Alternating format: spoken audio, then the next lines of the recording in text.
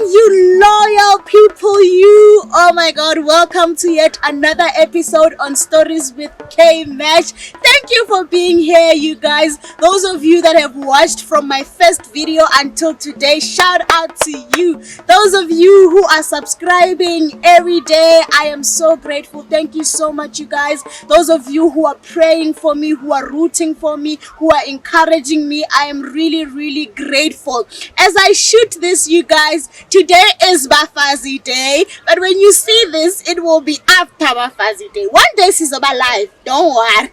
But today I just want to say Happy Women's Day to all the mothers out there. Not the mothers, the women. I'm so sorry. Mother's Day. To all the women out there, even though you're not a mother, Mara Mofazi. Anyway, you guys are powerful. You guys are amazing. You guys have got the power to change the world. As you can see today, I'm doped up to represent the woman. Hallelujah, amen. And you guys, today I have another powerful young woman who's going to share her powerful voice with us. Before you see her, let me tell you. But education. I became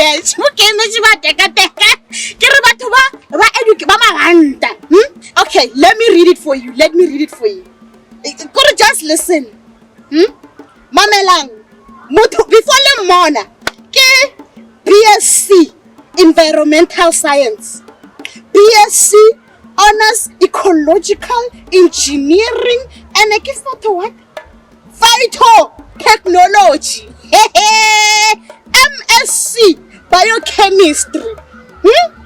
And during MSc, she registered her company, Mmahiine Environmental Consultants.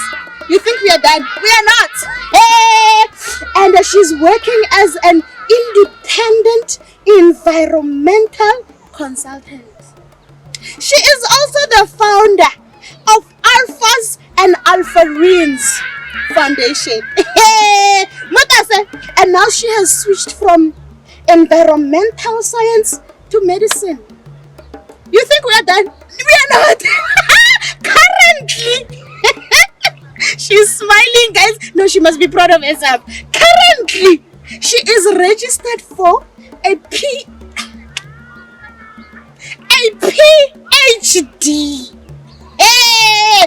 in Medical Physiology. I need to breathe. Let them see her. My girl, what an introduction. It's like you're speaking about someone else, not me. And it's you. And it's me. But it feels like that. Yes, it does, because time flies so fast that you don't even realize how much you've done. Yes. And sometimes we don't realize how much we do. We think it could be that. You just sit there and you're like, okay, let me just do this. You know, sometimes you do it to push time, sometimes it's a hobby, and then it becomes into a habit, you know, and then you fall in love, and then you're here, they introduce you like you're someone like that. And how does it feel? Like listening to somebody else introduce you like this. It's overwhelming because it's like, I've done so much and yet I'm so young. Yes! I'm not 30 yet, so I'm so young. You are not even 30 yet. I'm not even 30 yet. But I'm like, so hard. Quarter to 30. And you are a beauty with brains. No, by the way, I never look like this. It's for K-Mesh. This is for K-Mesh. This is K-Mesh's doing, actually. This is a Women's Day gift. Like, I look so perfect today, but guys, it's I'm like not everything. Okay, Mesh. I'm K-Mesh in real life. Okay, let's make tea. No, I'd rather have tea. Okay, now don't say fun. I just tell the people omang otwakai ubelegukai, you know, all of that. You are a sister to mang kamho. Everything. All right, guys. I am Mmahiine Musana. Spanish church. Yes. Maiden is Mulepo. Yes. Mm-hmm. So I'm a second born to a mother of three, a single mom of three actually. However, I have a family situation, you know, like obviously my mom had to go and work because she's single. And she's never married. So she's never been married. Yes. So my mom. Okay. And my mom's side. And then my mom's sister, my mom's older sister, took us in. Like she just adopted us through family arrangements. The 3 of you. Not me and my younger sister. Sorry. And then my grandmother raised my brother. Because my grandmother would just stay alone. So my grandmother raised my brother, and then it was me and my younger sister and with the aunt. Yeah. And I think maybe because I'm a girl, she's a girl, so maybe they just felt weird. The girls must be together. Yeah. So my aunt and her husband are like our parents. We call them mommy and daddy, and my mom is moms. Yes, so I have 2 moms. Okay. But now that I'm married, I have 3 moms. Yes. My mother-in-law, my mom, my biological mom, and my mommy, who's, my aunt. Really. So like when I speak and I say mommy, understand that I mean my aunt, the woman who raised me. And then when I say mom, I mean the woman who birthed me. Wow. So mommy was Mom was working where? In Joburg. Oh, and you guys are at home? Yes. Where's home? We grew up in Limpopo, and then I grew up in Garampere. There's a village called Garampere. I'm a leper. It's like next to Boyne. I'm sure you know Boyne. It's a very popular church. Yes. So I grew up there with my mommy and my younger sister, and my dad was also like away with work. Who's so dad? Daddy is mommy daddy, yes. And dad is mom dad. No. It's also dead. Daddy is also dead. Okay. So there's no dad. Like my biological father, I guess we'll get to the story. Like I only met him a few years later. But I guess we'll get there when I talk about the time. Yes. So you get to find out what really happened. Yes. Yeah. Also, daddy has always been there, working in Joburg, coming home. Yeah, coming home when he's off, or like every month end, something like that. Do they have kids of their own? No, they don't have kids of their own. So we were like, you were the kids. Just their precious. Yes, we were their kids, and we are their kids actually. Oh my god. Yeah. And how do you see them, mommy and mom? And has it affected is your relationship with mom affected by? I would say when I was younger, because when I was younger, to me, like you hear a whole lot of people around you calling her, Sisrosina, and then I also wanted to adopt her in some way. Calling mom Sisrosina. Yes, I wanted to call her Sisrosina, but thank God she just corrected me from there, because I think it could have created a lot of problems, especially respectfully, So she would say no, like, I'm your mom. You must call me mom. So and then primary, where did you do your primary and high school? I did my primary in Ranperi primary school. Staying with mommy and daddy. Yeah, I've stayed with them like ever since I was very. I can't even remember because I even started crash there. So like even when she was working like in Joburg before she would really relocate to stay at home with me at home. She was taking care of me in Joburg wherever she was working. Just see like the old photographs where she's working or like carrying me in the bag. So she was really like, she's been in my life ever since I was born, I guess. So I never knew who she was, or I never really saw her as an aunt. She was always mom. So when my mom comes, it's a bonus. It's just mom comes too. It's just that I knew that my mom is much stricter. Okay, so high school. I did my high school years in Mapadi High School, which is actually I have like what happened? Adolescents. So when it was time for me to go to high school, I felt like I felt like there was something cool about like going to a high school that was far from your village. I envied people who like were traveling to school. They had like a car that takes them to school. Yeah, because I thought they actually must be giving them enough money at home. Because at home, like my mommy would prepare like our lunch boxes when we go to school, and it was to me it was boring as a child because I didn't know. I wanted money to buy things that you shouldn't actually be eating. So and sometimes I would trade my lunch box at school, like buy me like 2 piñas and then I'll take my lunch box and then I'll eat the piñas. And then so I felt like when it was time to go to high school, I felt like this is my opportunity to really run away from home and like try to get money out of them. Yes. So I didn't apply for like the local School. Yes. So my brother was, because he was staying with my the grandmother. you know, in like an adjacent village, Mmahiine. And then he lived like next to St. Pete's. This is a high school. This is another high school. So like my mommy wanted me to go there because it's a good school as well. You know. And then I was like, but my brother is there, so this to me I just wanted To be alone. yeah, I just wanted to like, you know, be independent and like, you know, you know. And then what happened then was I didn't apply for St. Pete's, I didn't apply for The local school. Mmahiine, yes. And then in the day where school starts, yeah, this is first day at school, grade 9. Grade 8, not grade 9. And then I applied for Thebela High School, which is like far, you know, which is far. I was like, at first I was like, I know they're not gonna like this, so I would say I would walk with those who walk in the morning. But I just They won't allow me to walk. when time goes on, they'll definitely give me that money. And my dad was like, oh, you go, first day of school today, you know, it's January, and he must be living on that particular week. Back to Joburg. Yes, going back to Joburg. And then what happened then was he asked like, so like, where are you going? Where are your books and such? And I was like, no, I'm going to Thebela. And my dad was like, what? My dad asked my mommy like, what is happening? Where is she going? That's not gonna happen over my dead body. What is the difference between the school here and the school what are you going to fetch there? You know? And she just reprimed he reprimed me, and he took me, he went with me to the local school, to Mapadi, the following day. With my report, we went to the principal's office, and then he just said to the principal, this child wants to go to Thebela, it's not gonna happen. We stay in this village. She's a girl. What is she going to do there? They won't go to school, these people. They'll just like spend the whole day in the bush doing God, like who knows what. And then we went to town. He bought me uniform on that day, and then I had to go back and go to the local school. But then like I loved it. I loved it.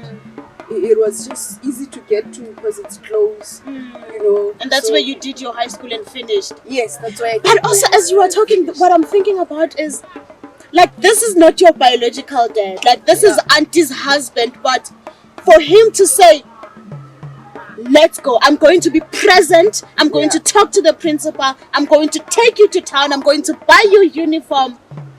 It's so amazing. I think, my dad is like he has a very special place in my heart, in my soul, my spirit, in my mind. There's not a day that goes by that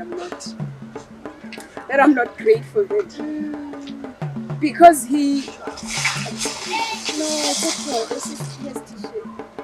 Oh my God. No, my name is K-Mash. I make people cry.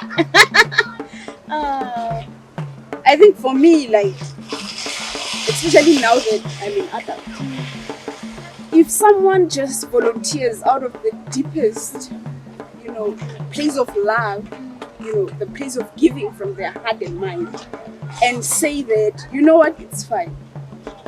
These kids, I see what they don't have, I see how their mom is struggling, and yes, I'll raise them. And as my own. Exactly. And then not only that, like, when I was young, like, when he calls, he wanna talk to us, like to ask how our day was. And to this day, like, everybody knows that when it comes to my birthday, I just go nuts. Like, my birthday month is like heaven on earth for me. Yes. I just get so excited because I have so much sweet memories of my birthday. I would always tell him like, oh, I want a cake, like, and then he would send money for my mommy to go buy a cake. So my birthday to me, even today, I just love celebrating it. Have a little bit of cake there because that's how we bonded most. I had a phone when I was very young in high school, because not high school, like grade 7, because his old phone he gave it to me when, like, he bought mommy new phone. Mommy's old phone then was those long Nokias that looked like the telephones, So, like, a lot of things when I was young, he's the one. He would go to the store and buy us like Christmas clothes, and we always had the best dresses. And it wasn't like Abanaba, we are just accommodating them. Their mother must do their own things. He was father, he was dad. Yes, he is my father, and like for someone to just volunteer to do that, not looking for anything in return. I'm this age today, I'm working, and he has never shouted at me and say, you need to do this to me or for me and stuff like that. No, he just lets you be. He lets you be, and I think through, like, what makes him happy the most is to see us achieve the dreams that he has seen, like those years preparing for, the dreams that he has seen, like through those years that we were working so hard for, or we were envying, But as a young child, I didn't understand him at times because my dad is very strict. He's a strict Christian man. So in his house, you come back at 6 o'clock. So imagine telling an adolescent kid, like, you're going to be home at 6 o'clock, bro. So you just feel like, they're so strict. You get, mama, you compare yourself to friends and you're like, they're so free. Like, you just want that freedom. So I guess that's one of the things that made me want to, like, just go to a life that was fun. Okay. So I can just have that freedom and not worry that if I'm late, I'm going to get a takedown or a home. You know what I mean? So, like, that's, like, he's my world. Yeah. And he knows that he's my world. Say something to him, please. I know it's Women's Day, but look at the camera and say something to Daddy. Dad, I just want to say that I'm very thankful and grateful for everything that you did for me, for always encouraging my dreams.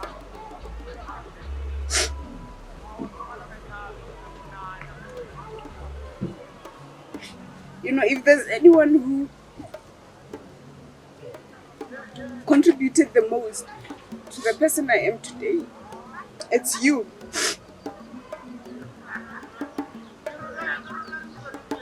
I remember, like, in high school when I was calling you to ask you, when I was trying to apply to universities, and then I was asking you, like, what do you think I should apply for? And you said to me, what do you love the most, animals or plants? And then I was like, plants. So for every excited moment in my life, you've been with me throughout. For every pain I've been with in my life, you helped me out of it. And I'm very thankful. And I pray every day that God keeps you here with us, until you see your grandkids. And I love you. I love you so much. You're making me cry so much. I don't like it. This is the first guest to ever make me cry. I don't like it. You're making me cry so fast. No, I think, I think why this moment is so special for me is because I've lived in people's homes, my whole life. So I know how it is. I know what we are talking about. And I know what it is for people to see you as their own, Okay, and then Papa Ogai, at this time, when I call him Papa.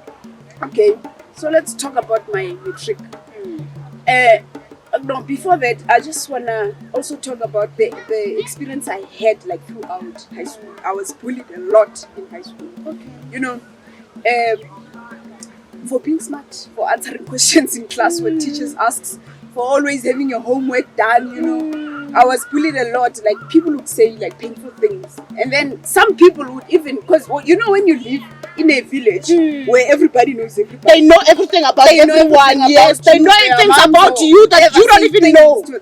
Or maybe even if they were not saying things to them, but they might be talking as adults in their homes and such, and the kids also hear stuff, So in high school, like, I was always reminded that, they are not my parents, I was always reminded that, you might have, like, lunchbox every day, but, your mom can afford it, They were always reminding me that, like, no one has ever done this in your family, so we shall see. Like, even, like, there is a guy who specifically looked at my face and said to me, we'll see, like, when we write our final matric, because the teachers, they love you. Whoever is gonna mark your matric paper doesn't know you. So we shall see. We shall see if you are really smart. I know those stories. So, like, all of those things of always being reminded, like, they are not your parents, you are living in someone's home and such. And, like, sometimes I would come back crying, And then like my mom would be like, but those people they don't live here and their lives are not perfect. Their lives are not perfect either. And I was never like, they never like taught me to just talk back, and especially bad things to people. Like if someone is saying that, also tell them you don't have this and such. And my dad once said to me, you know, why, like, because sometimes it happens with like people you play with and such. And my dad would ask me, then stay at home.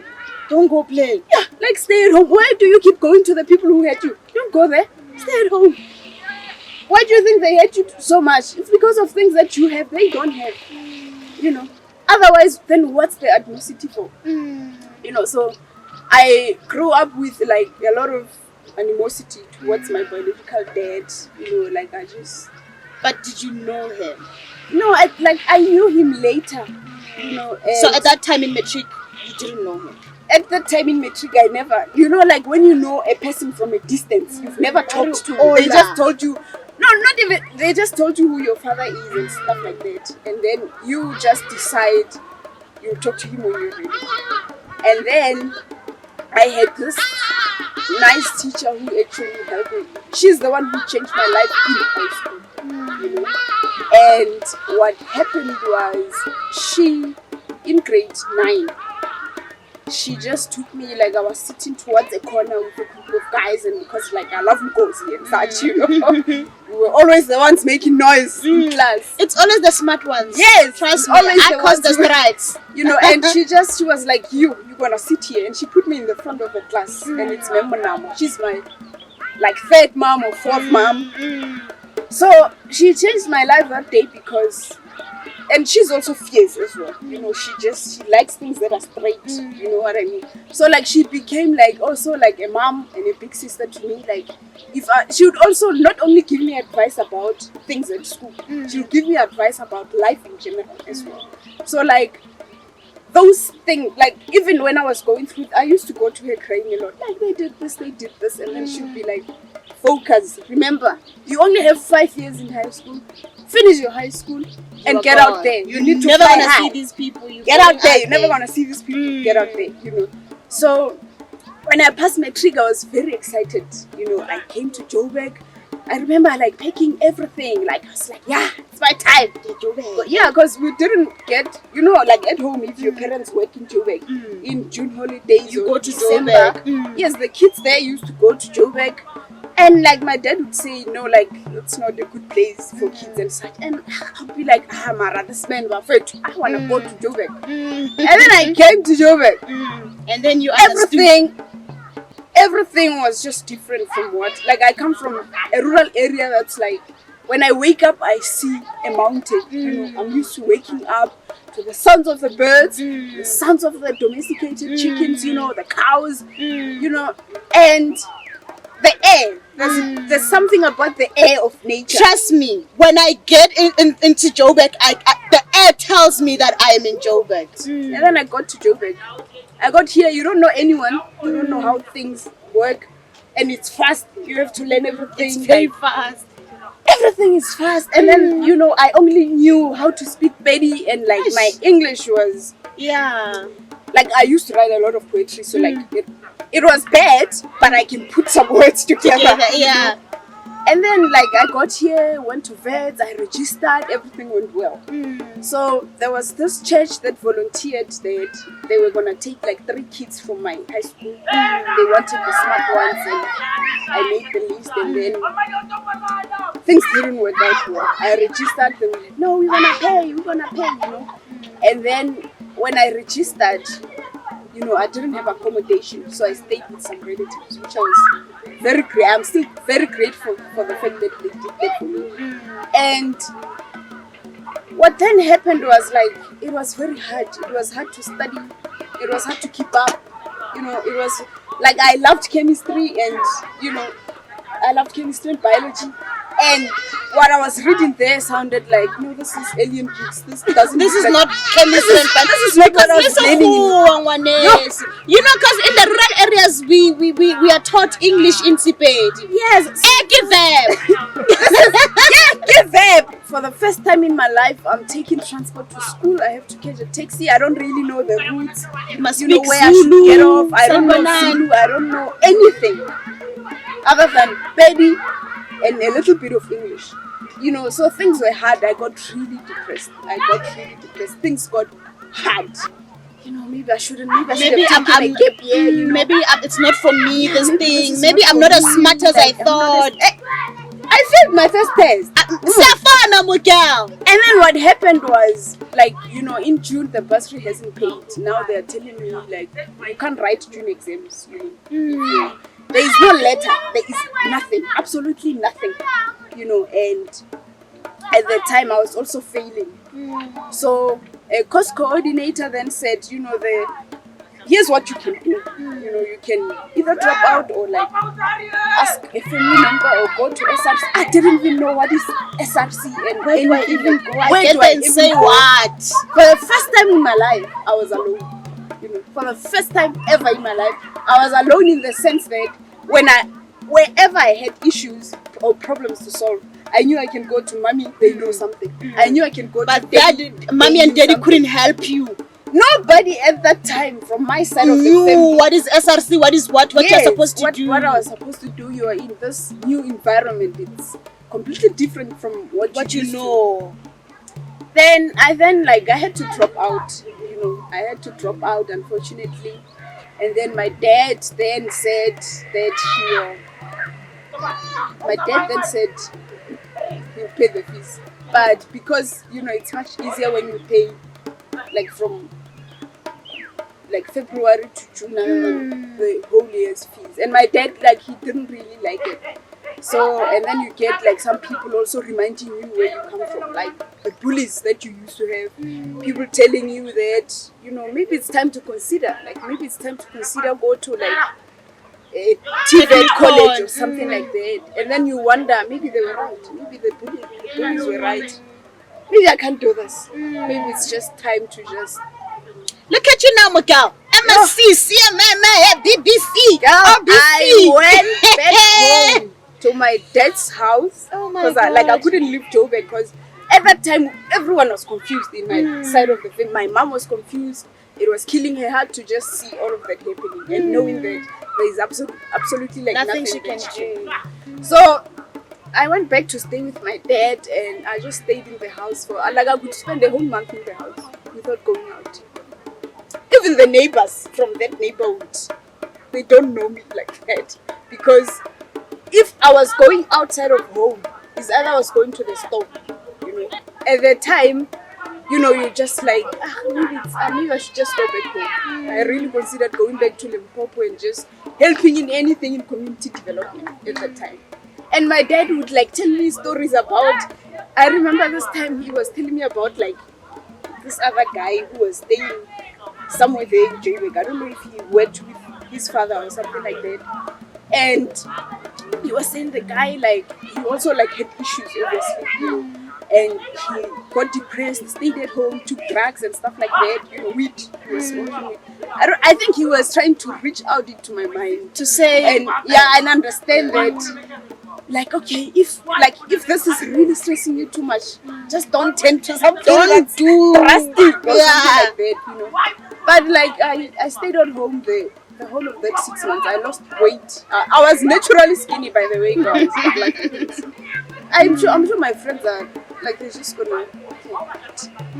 I am a vet dropout, okay? They didn't know this. They didn't know that. When you are studying, that's what everybody and says. I was hiding at home. You know what I mean?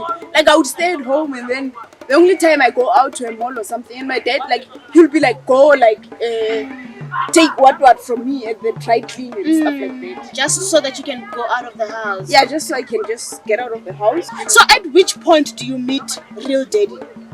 Okay, like, that was in December of that year. That's when I decided. Of 2010. That's when I decided, you know what, maybe I should just get to the bottom of, like, any animosity in my heart. And at that time, I used to watch a lot of Oprah Winfrey, you know, Oprah Winfrey show, like, on SABC 3. It was like on air, it was airing on the afternoons. So, like, you hear a lot of stories how people have been you know, in situations like that. And I think when you're a child, you don't understand, you don't believe that it's gonna affect you also, or even pretend this is not affecting you, you know? So, and then like there were like a few things there, and I also remembered that I think it was in 2007, there was a farewell at school, and there was this speaker who came to speak to the grade 12s, and I was in grade 10 at the time. So I remember him saying, I don't remember if it was Mr. KK Mohopong or something like that. He was just telling us his story, you know, and he actually gave me some kind of, I can achieve the things that I want.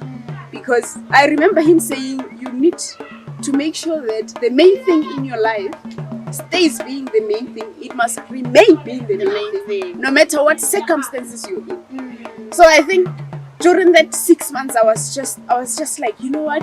Yes, I understand that I'm sad and what, but I want to fix myself. I want to get out of this darkness. You know, I want to get out of this darkness and achieve everything that I want. You know, and then I just promised myself that, okay, things are not good right now, but what do you want, girl? What do you want? I used to stand in the mirror and ask that question loudly, like, what do you want? And then I would just think and be like, you know, like I loved nature. I still love nature. The idea of restoring something that has broken or something like that, to me, like that's why I love like biology and chemistry so much, you know.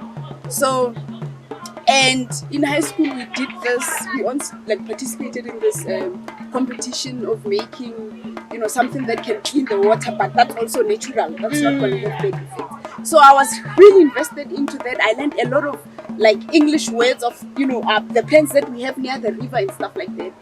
So I was like, I love nature. I want to work with nature. And then I then said, okay, fine. Maybe it's time I start asking questions and not assuming things. I learned that the reason I was so depressed was because I was assuming things. You assume that, it's never gonna get better. You assume that no one is ever gonna listen to me. I mean, I can't even speak English nicely. You assume that, okay, if no one in the family understands this sector, then how am I, you know? And then I said to my dad, I want to go to vets. But then at that moment, I just realized that it wasn't the only issue. I still have the anger of not like really having a biological father, you know. Although I had a dad, I had everything as a child, and my childhood was fantastic. But then you can't, like, it's not the same. Yeah, like nature plays never its role. It can never, you can never replace nature. You can never replace nature. At least you need to know so you find closure. And I looked for his numbers, and then I contacted him. And then you realize that when you meet people, they also had their own stories, their own. Sometimes circumstances lead to things, and the answers you're asking, they don't have. The questions you're asking, they don't have answers for, you know. And then that's when I decided, you know what? He's not a bad person. Life just happened. You know, life happened, and because like me and my younger sister, we were taken from my side of the family and such, he just felt like it's good for them. I also can't provide to that level, you know.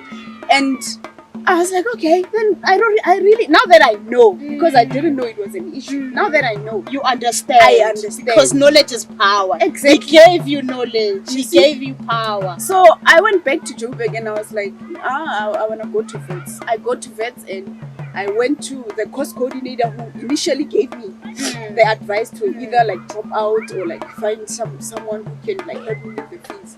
But when I got there, obviously it's a different person and such. And I tell the person my story, and he's like you can go to like the financial aid office and apply for NSFAS. I'm like, what is NSFAS? What is NSFAS?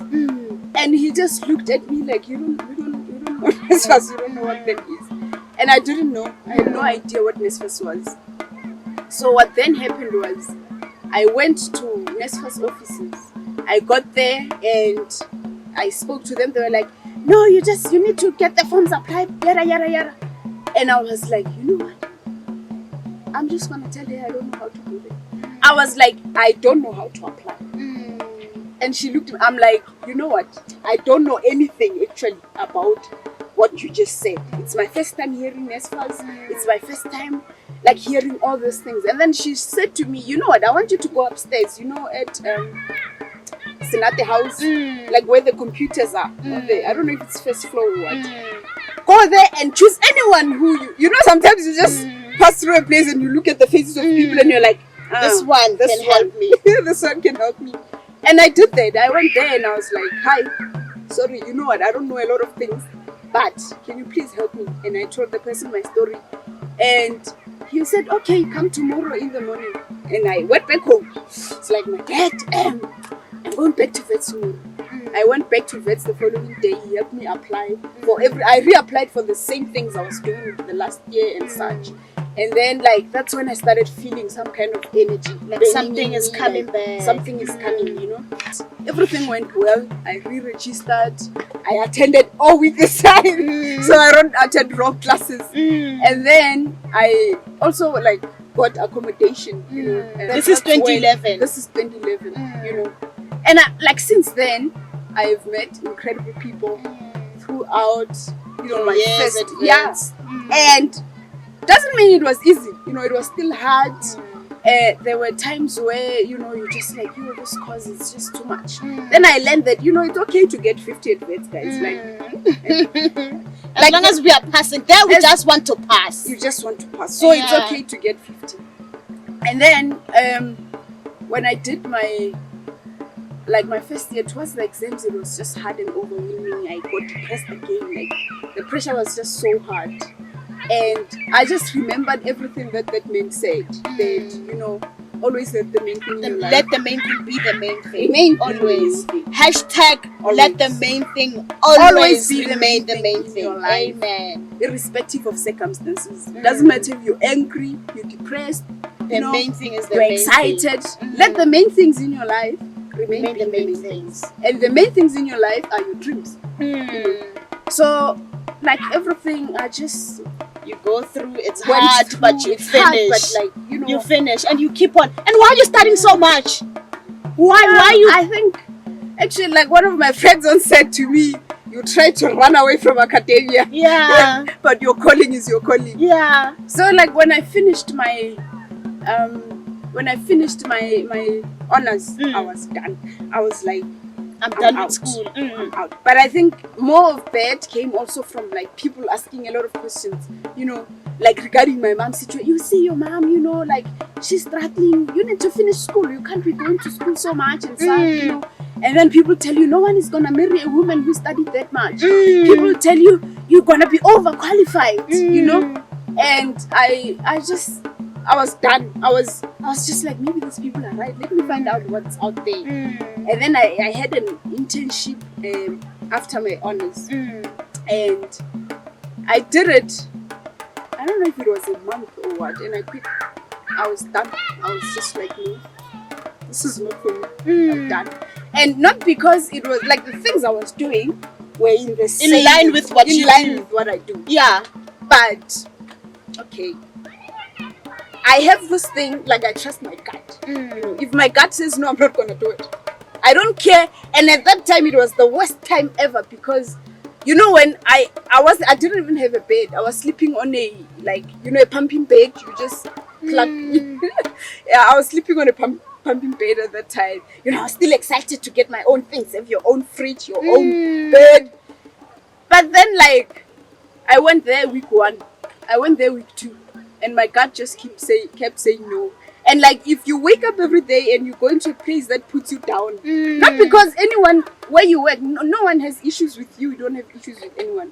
It's just it's not for you. And I was like, I wrote a resignation letter and I went to give it to the manager there. I was like, you know what? I'm very grateful for this opportunity. However, you know, I didn't have a plan. You're just quitting. I was just quitting. Then I quit and I went to stay with my fiancé at that time. I don't remember if he was already a fiancé or what. He was still boyfriend. Or what? Yeah, but he must have been a fiancé. Was my dad wasn't gonna allow me. Yeah. So I went to stay with him at that time, and now I got depressed again, you know. Staying, now I you're see not doing myself anything. becoming everything I wanted. Like, you get up, you must clean the house, you must cook, and then I'm like, this is just not me, a housewife. Like, you know, you watch TV the whole day. And then I remembered, you know what, it doesn't matter where you are. Let the main thing always remain being the main thing. And then I told him, I was like, you know what, I want to register in such and such. But at the time I was also like, maybe I can even get, you know, a job here or something. Like, you know, I could send like 10 CVs to 10 different companies in one day. That's a self. And then I get nothing. And I would just sit there and just be depressed. And then I remember that, you know what, it's fine. Let me go and do my biology and chemistry. I went to Northwest University, and my first meeting with, you know, the professor who gave me the opportunity to like match from what I was doing into biochemistry. That's when I met also like Dr. Trevor Nyakunda. You know? I don't know if I'm calling his name right, because he's always complaining that I don't call it right. And he was also impressed with what the things I was saying as we were speaking. And I didn't know anything in that sector, honestly. But when you want something, you must fight. So you must act like you know. Yeah, so like Professor Mkwebo then said, I will supervise you.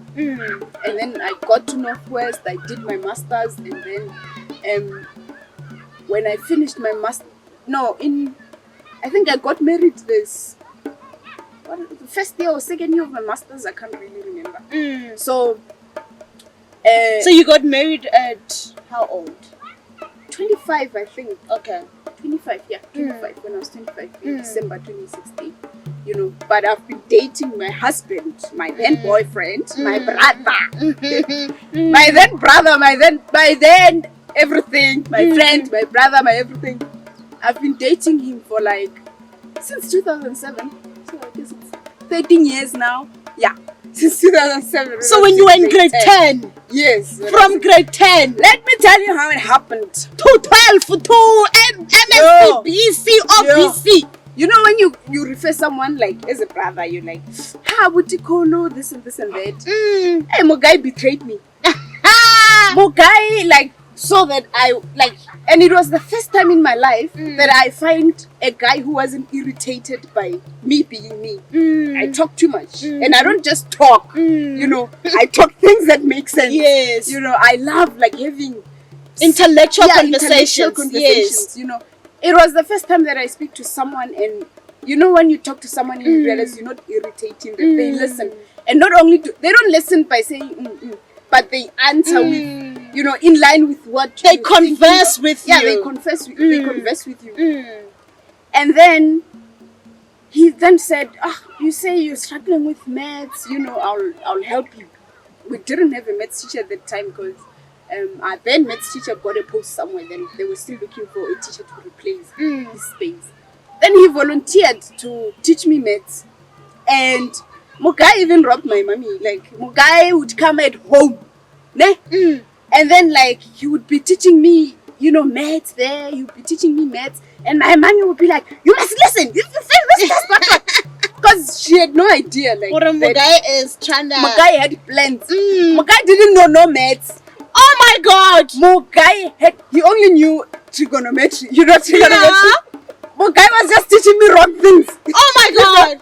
So you are like that's how we actually connected, you know. Okay. So every time when I come for him to lock the gate, he's just saying X equals to Kanti is not X there. Is Z. Mugai X plus Y is equals to not Z but P. Like, Mugai didn't care.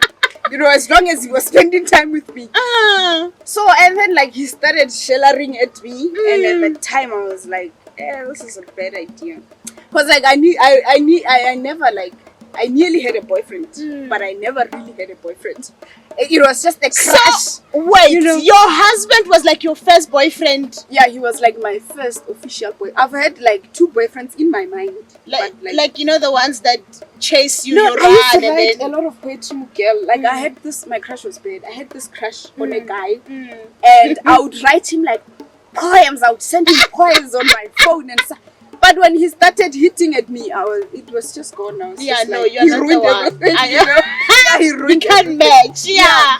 So like with him, like connecting with me at that level of that was who I was. Yes. You know, I loved books. I still love books. I understood that this is a person who understands me as I am. I don't need to change. I don't need to do what you know. And until today, like he's the only person who, because I stay with him every day, enables me to do the things that I do. You know, because like if I have a lot of work and I understand that he has to eat, but I can't cook today because I have a lot of work, he doesn't shout at me and be like, "Where's my food?" You know, no, he's not a, and he's also religious. not busy. You're studying here, and yeah, you know, he's also not saying, you're studying and this and this. No, he supports what I do. Like I support what he does. You know? However, because of what had happened to me in 2005 in December, on the 5th of December 2005, I was nearly abducted.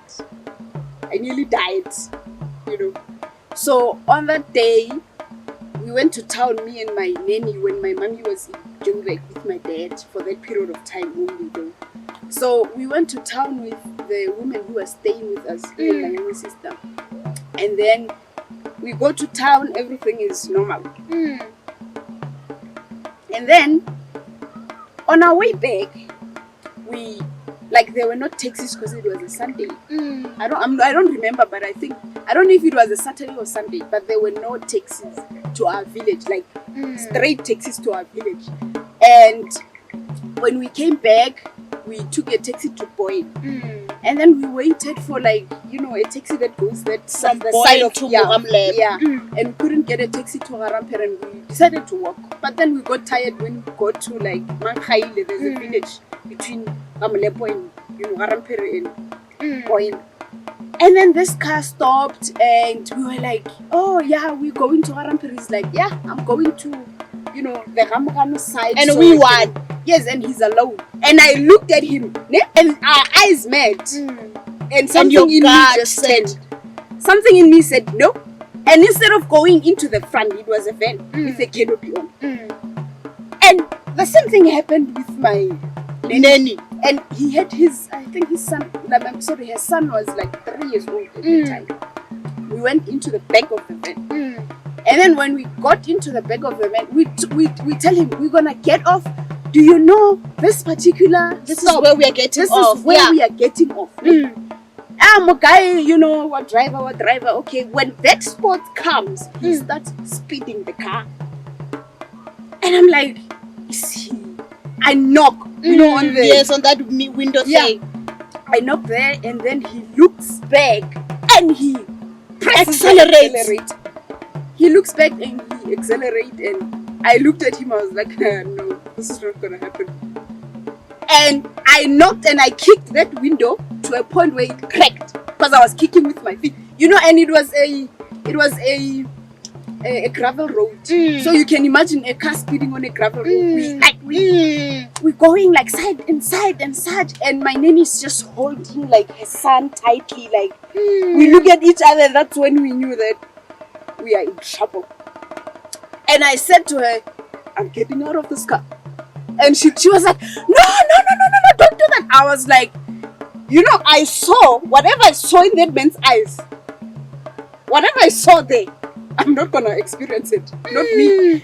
And I kicked that door, and then we opened the window. No, the door. The door. Yes. And he looks back and he still presses the accelerator. At that time, I could feel, you know, when a car moves and it feels like you are being hypnotized because it's so speeding that you can't even have a focal area. Yes. And I just went off like I was jumping a trampoline or something. And I remember, like, when I hit the ground with my arms. And then I went back like I was on a trampoline and came and flipped. And I hit with my back, you know, like my pelvic kettle, whatever they call this part. And at that time, everything went silent. There was so, like, I couldn't hear anything. I couldn't see anything. You know, it was just so silent. And then after a few minutes, when I turn my head, I see my nanny. Yes, she's trying to walk towards me, but she hit by the head. But funny, the child didn't get any injuries. She hit by the head because she had to. She's a mother. The child will get hurt. Listen, the child will never get hurt. Never stopped. No, he just kept on accelerating and living. Until today. And then, until today. So what then happened was, when you try to get up, both my hands were, like, my shoulder, my one hand was a wrist, the other was a shoulder, they were dislocated. I couldn't, you need the balance of your shoulders to get up. So I couldn't get up. Luckily, a bus, like a Great North bus, was passing for people who were coming from work. And then a woman came, like, at home when there's something like this, when there's, I don't know, a traumatic situation or something like this happens, you just shout, "Say what the home." Yes, and people come. And at that time, I couldn't, when, like, I couldn't feel anything as yet, And then, like, they were like, "Oh, this one is bleeding," and they were like, "No, this one is scary," because I wasn't bleeding, I wasn't bleeding. And then one lady who was my age, we went to school together, so she helped me because she was able to identify me, because they didn't know my name. Yes. So she was like, no, this is Mmahiine. She stays at this part of this village, blah, blah, blah. So they were able to send someone there, and they took us to the clinic. But living in rural areas where there's just minimal development, yes, they just gave us like painkillers. Then they bandaged Mmahiine's head. They checked the child was okay. And we went back home. I had to sleep overnight with my grandma. My grandmother had to come over, with my grandmother and my other grandmother from my dad's side of the family. So they had to sleep with me. My hands are dislocated now. I'm feeling pain. I cried the whole night. And then the following day, like, they took us to hospital. And then we get there, they're like, "No, you need to open a case. There are a lot of cases like you. There are kids who are missing, and they are identifying a van." Imagine. Wow. But then, like, we give the statement and such. So that guy is then saying, like, what will happen is the guy would probably say, "I didn't hear them. It was a gravel road. You don't know the number plate of the car and such." So it was just a dead end case. And then, I had to, like, wear both cement on my hands. I couldn't bath myself. I couldn't eat. So my mommy had to do, like, everything. Sure. Okay, tell me about Mmahiine Consultants. What? Okay, so when I was doing my master's at the time, and I thought about what I wanted to do and how much I've been applying for a lot of companies in environmental sciences. And I read about it, and I had this friend who also, like, encouraged me. He was like, "No, you need to open it, man. I know you can do it." And then I opened the company, and I remember getting, like, a first client, and I was very excited, like. And then I, went to the field, did the assessment, came back, and it was feeling very good. I was like, actually, no, I can do this thing. All I need to do is research, So when I'm done with my schoolwork, then I research and, try to understand what is environmental consultancy and how does it work, and I would say that it's like, if you really love something, go ahead and do it. It was hard in the sense that, you're not going to get a client every day. Yes. No, you're not. You need to market your clients. You need to read about how to market clients, how to, like, choose your targets. Yes. You know what I mean? And, like, I did all of that, and I felt like, you know what, I can do more. Especially, like, inspired by how my situation was when I moved from Limpopo to Joburg, and realized I don't know anything, I don't know anyone, and no one really can offer me help. I then said, you know what, I need to open a platform that can help kids like me, who are as smart as I am, who are from disadvantaged backgrounds like I am, and create a platform for them to be able to achieve their dreams. So that it's not like me, when so they that have to they end don't up struggle dropping like out. me. So this is the Alpha and this is Alpha when Rings. I opened the Alphas and Alpha Rings Foundation. Yeah, in 2018. So you are helping kids do what? I help kids, like, if you are in matric or if you passed matric and you don't know, like, how to get help, apply. I help you with applications. I work with a team of volunteers, and then we help you with applications for universities and NSFAS, and bursaries sometimes, depending on, like, last year we got to work with GreatMatch, which is also a platform of the same thing that we're doing, you know, and it helps kids to grade, to like match their grades. So what they did is they compiled all the universities and FETs, every registered one, only the registered ones. Then you go to their site, and then what you do is you enter your marks, you register with your name, surname, then you enter your marks, and then you go to qualifications, and it will show you where you qualify with those marks, where you qualify to apply for. So that's what I do, because I don't want to just apply for the C students upwards, you know, C and A students upwards. I want to apply for every kind of child, whatever that you can qualify whatever that you can qualify for. Yeah. You know? Wow. So like that's my baby. I don't want I don't want anything. So when a grade 12 student wants you to help them apply, do they have to pay for the application fees? No, they don't pay for the application fees, because when you apply for online, you only, like for me, I use the universities that are free. And I am completely honest with the students. If you want me to help you apply for you at a university that charges, even for online applications, you know, VETS is 100 rand, UCT is 100 rand, TUT is 240 rand and such. I will tell you that when I do your application, you will pay that university straight into their account. Send me proof so that tomorrow you are eating the children. No, I don't want them to like pay anything at all. You want me to help you with anything, I will do it for free. I'll do it for free. If the information requires money, I'll send you straight to those people who need money. You know, and I make sure that it's not, you know, like it's not a scam, whatever it is, because I understand that. I cannot go and say I want to help someone who's from a disadvantaged background, and then you charge them. That's okay, tell me about your 2 articles and going to Barcelona. What were you doing in Barcelona? Okay, so like for my masters, my work was selected for a conference. And little did I know that it wasn't like a conference where a lot of people have actually experienced. So, and that was also around the time where I was moving. I was done with my masters. And then I was moving to Joburg.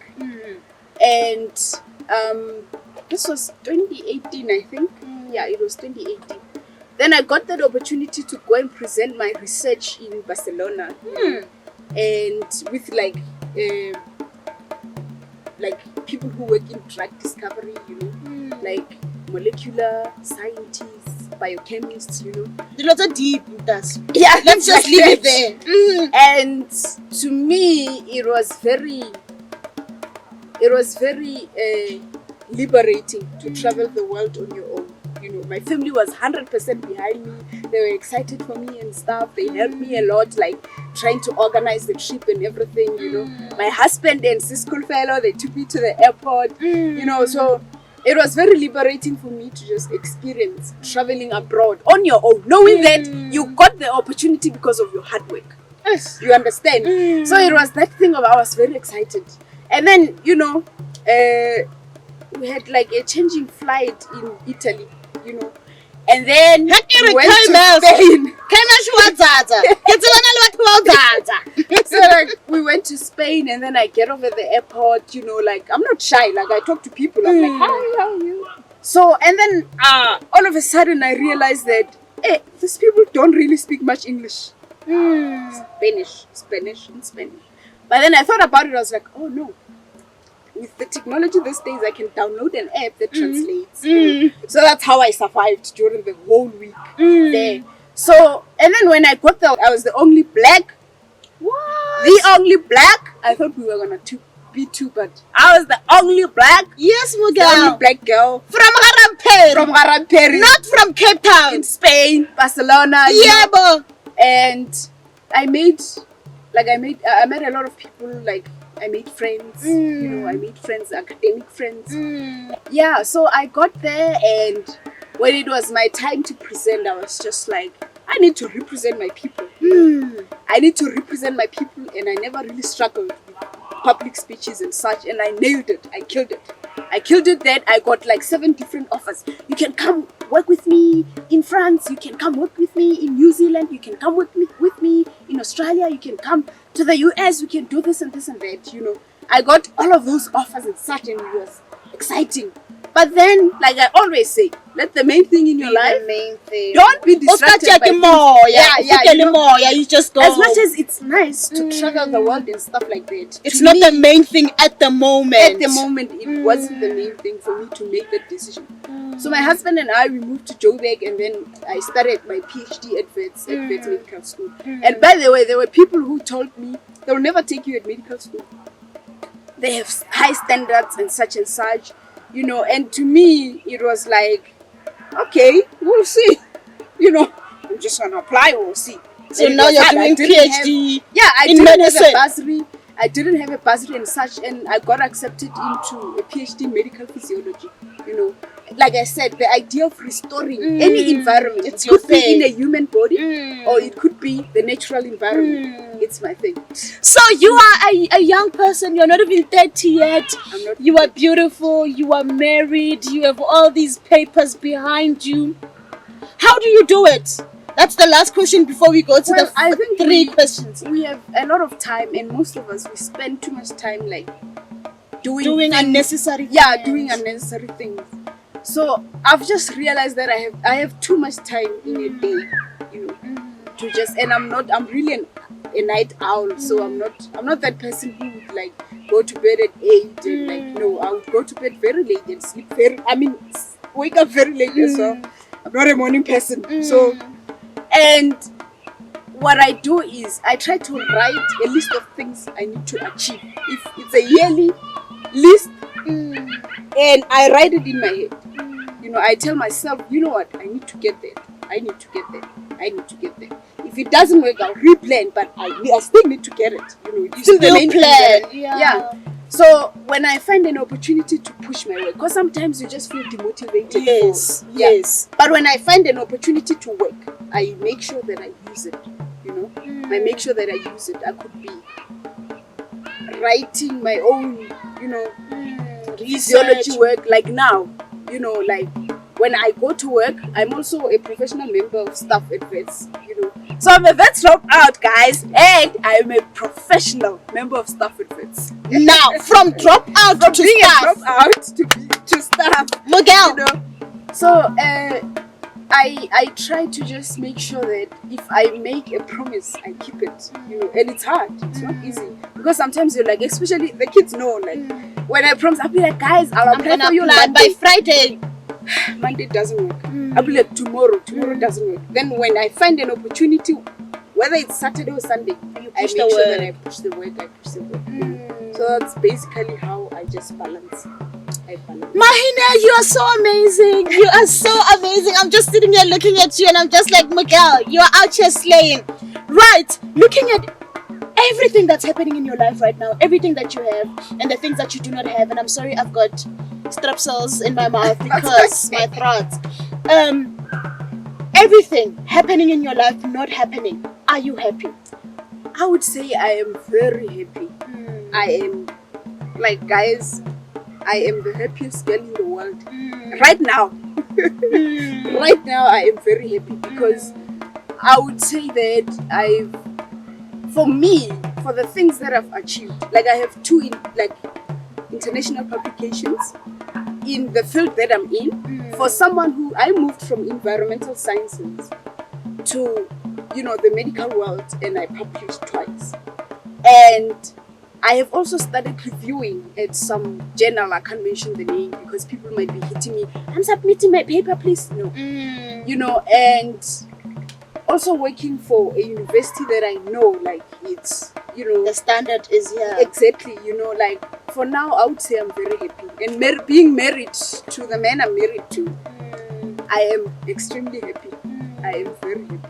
You know, I still do experience some kind of bullying, whether it's religious bullying or, like, you know, some cultural beliefs and stuff like that. Because for someone at my age, especially if you're married, like, you get, you know, criticized a lot for not having kids at this age. And for me, I know my plan. You know, I know your main the things I want to achieve. I know what I want my children to have. So I want to have those things so they don't experience. They are not part of my struggles. I don't want them to be part of my 20 struggles. Because Colette, Very much. Yeah. Very much. I want you to say something to yourself. I want you to say Mmahiine. Da, da, da, da, da. If it's Mmahiine, go ahead and do it. Let it be. Okay, what I would say to myself is that, girl, like, you know your worth. Number one. Number two, you have done the most things that you've wanted and you've achieved them. And just continue making sure that when you set your plans, you achieve the things that you want for yourself. And also understands that when you get depressed, God is there. He is with you all the way and He will never punish you for anything. Because sometimes when you feel down, you're just like, why is this not working? And I would also say to myself that learn to be patient with your emotions. Because like, guys, I'm like one of the moodiest people at times, you know.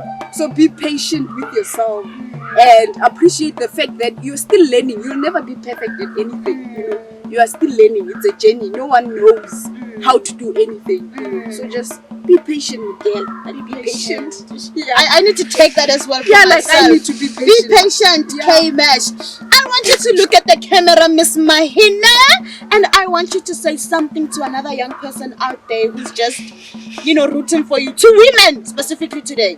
Oh, to yes, young women, please. Since it's Women's Month, guys, I would like to say that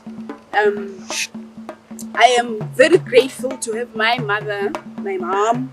I am very grateful to have my mommy, my aunt, and I'm very grateful to have met my grandmother, you know, in her times. She's passed. So, for any women out there, like my friends, you know, any girl who's at any WhatsApp group that I have, if we're working on something or if we are planning anything at all, I want you to understand that as a woman, appreciate that you are an emotional human being. You are a serving human being and you serve from your heart and continue doing that. And if you have plans and dreams you want to achieve, go for them. Don't let people tell you that, no, you can't go for that. That's like too highly rated. You're not smart. No, you can't go for that. That's like it needs money and you're from a family that doesn't have much. Don't let people tell you what you can and cannot do. In the sense that if you're telling people the desires of your heart and they try to crush them down, just pick your desires of your heart and say, you know what, I'm going to move forward. I'm going to look after you. I'm going to carry on achieving all that I want. Because I will let the main things in my life to remain being the main things, no matter what circumstances I'm in. I told you I talk too much.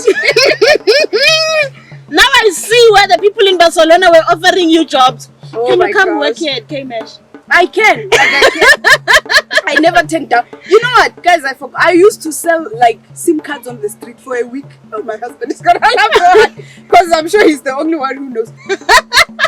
Thank you so much for coming. Thank you so much. I am so inspired, and I think people will be very inspired from this interview for being such a young person, doing the most. I'm out here like, Miguel. I'm very inspired by your work, you know, like where you get the strength to start, where you listen to what you want to do. Like, I have been wanting to do this, you know, and I actually am the first person who like probably subscribed to your channel and I watch it every Friday late, like I told you, like on Fridays. It's me and you. Yes, me and also my other friend. Like after watching it, I call her and I'm like, you know, I watched and this guest inspired me in this and this, because there is always, everyone's journey is different. It's different. There's always something to learn. So I'm like, you know how happy I am. Thank you so much, guys. That's Mmahiine. Let's keep on going. We are starting another one. You guys, I believe that you are inspired. If you are, I'm very grateful that I was able to be a vessel to inspire you for today. You guys, as you know what we are doing here this August, we are on #power to she, #power to the woman, #power to the sister. We are doing Women's Month with K-Mesh, and as you can see, I keep on getting higher and higher. I'm just bringing the big dogs, eh? Thank you you so much for staying here with me and for doing this thing with me. As you know, we have a new set. My fire is not here, but it's still burning in my heart. My coffee is still very hot even without the fire, and my cup always remains full. I try and my heart keeps on giving. My name is K Mesh, so you know what? You get your tissues and let's go.